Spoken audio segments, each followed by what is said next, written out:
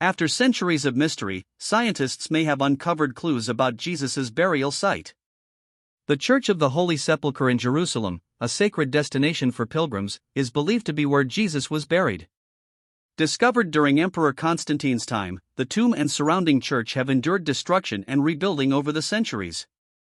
Inside the church lies Golgotha, the traditional site of Jesus' crucifixion, and various chambers with ancient decorations.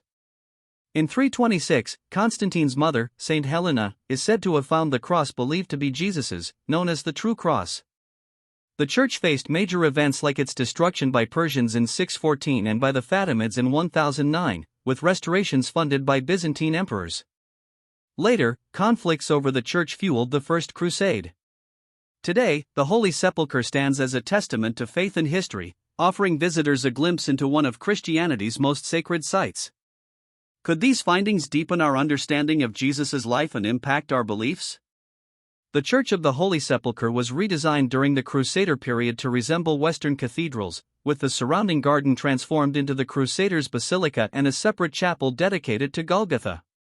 It was rededicated in 1149, 50 years after the Crusaders captured Jerusalem.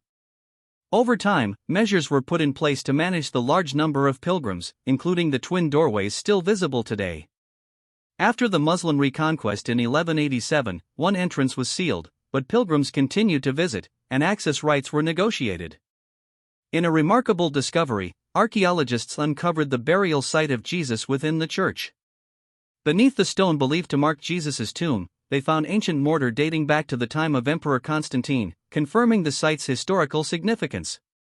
This discovery aligns with the long-held Christian belief about the location of Jesus' burial.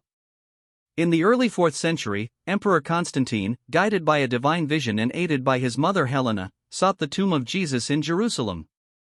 They discovered a Roman temple, likely dedicated to Venus, and upon dismantling it, revealed the sacred tomb. The natural cave was transformed into a shrine with the construction of the edicule, a protective structure still in place today. This profound discovery intertwined history, faith, and spiritual significance, preserving the site believed to hold Jesus' remains. The tomb features a burial bed, a long shelf where Jesus' body was traditionally thought to have been laid. Tradition holds that Jesus' body was laid in this tomb after the crucifixion, which holds deep theological significance.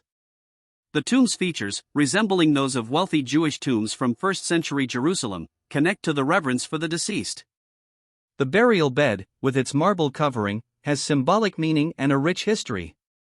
It's believed to date back to at least the mid-1300s, with pilgrim accounts adding to its sacredness. In recent studies, a team led by Antonio Marolo examined mortar samples from the edicule, the protective structure around the tomb. Radiocarbon dating revealed new insights into the timeline of its construction, offering further understanding of this ancient site. One notable discovery is that the lower slab of the edicule was likely cemented in place during the mid-4th century, adding significant historical depth to this sacred monument and linking its construction to the era of Emperor Constantine. This confirmation of Constantine's role in building the edicule is crucial for scholars and historians piecing together the history of this holy site, connecting its origins to a major historical figure. The mid-4th century timeframe ties the edicule's development to the broader history of the Roman Empire. These findings have delighted scholars, offering concrete evidence of ongoing efforts to uncover historical truths. Once mere remnants of ancient craftsmanship, the mortar samples now provide valuable insights into Constantine's era and the individuals who helped shape the sanctuary of Jesus' tomb. Scientists employed an advanced technique called optically stimulated luminescence, OSL, to date the mortar samples, which measures when the quartz sediment in the mortar was last exposed to light. This method provided precise age details. The samples were analyzed in 2 separate laboratories, each contributing to understanding the edicule's timeline. By examining the quartz sediment's light exposure over time, researchers gained insights into when the mortar was altered, raising questions about whether the rebuilt church truly represents the sacred site identified by a Roman delegation 17 centuries ago. Despite uncertainties, the church stands as a powerful symbol of Jerusalem's enduring spirit, inviting reflection and exploration into its intricate stories of faith and historical accuracy. Researchers studied mortar samples from the southern wall of the cave to reconstruct a historical timeline, dating them to 335 and 1570.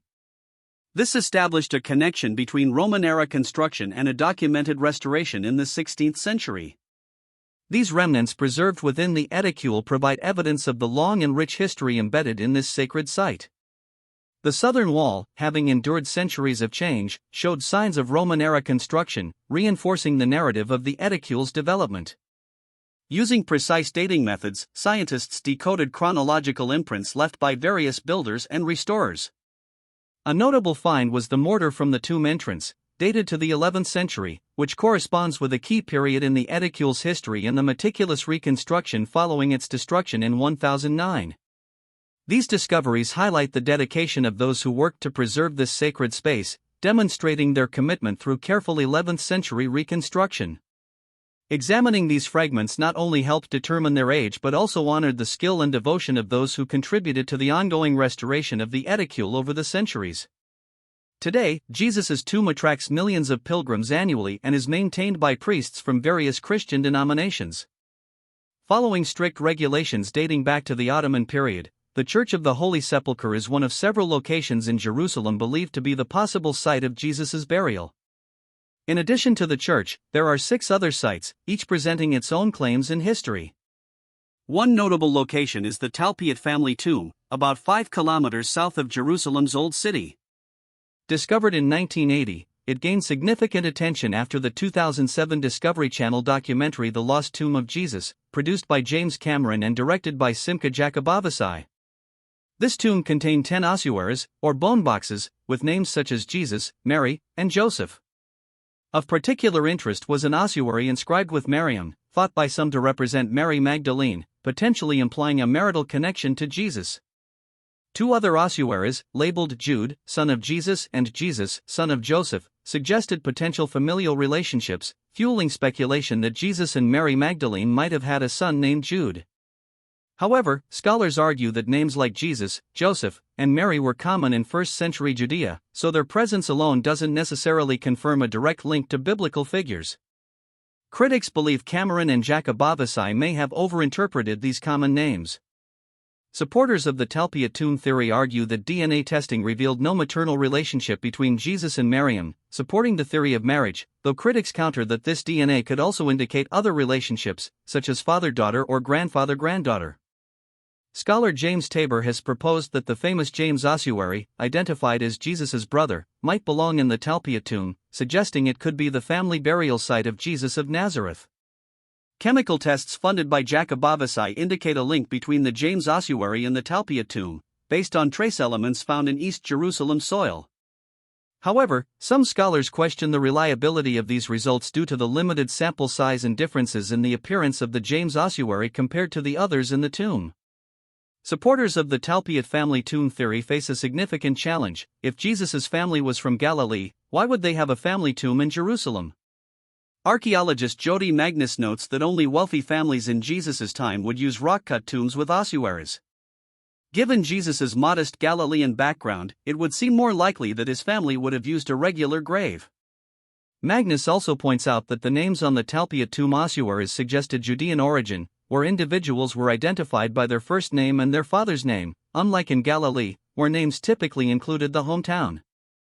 Another proposed burial site for Jesus is the Garden Tomb, often called Gordon's Tomb after its popularization in 1883 by Charles Gordon.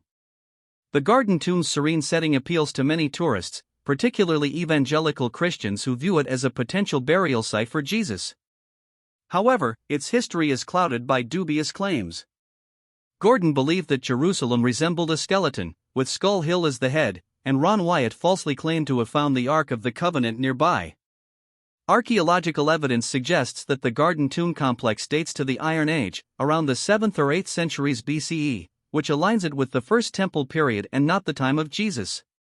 Archaeologist Gabriel Barkey determined that the tomb's architectural style resembles tombs from this earlier era, particularly those near the Basilica of St. Stephen. This suggests that the Garden Tomb was already over 600 years old by Jesus' time, making it unlikely to be the new tomb mentioned in John 19 verse 41. Thus, the Garden Tomb is generally dismissed as the actual burial site of Jesus due to its age and archaeological inconsistencies.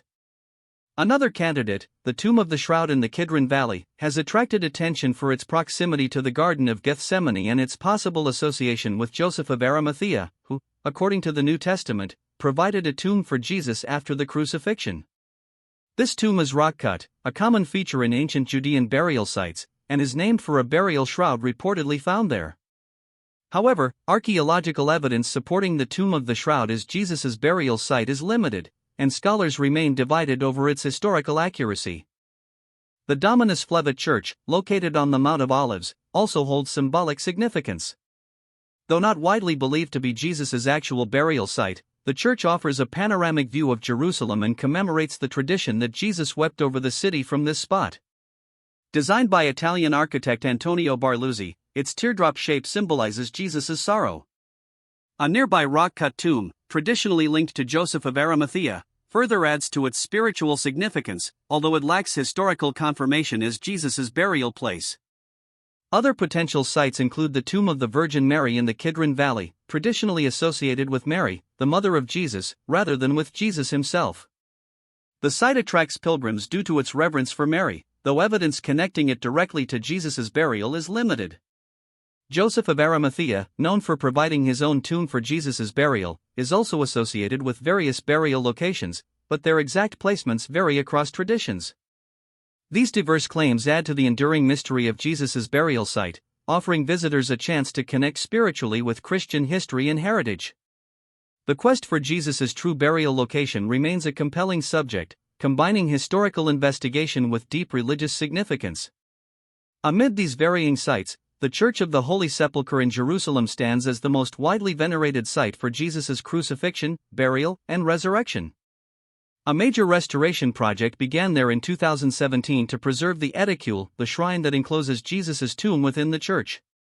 Originally constructed in the early 19th century, the edicule has undergone numerous repairs, but recent deterioration, including cracks in its marble walls and foundational instability, prompted further restoration efforts to safeguard this sacred site.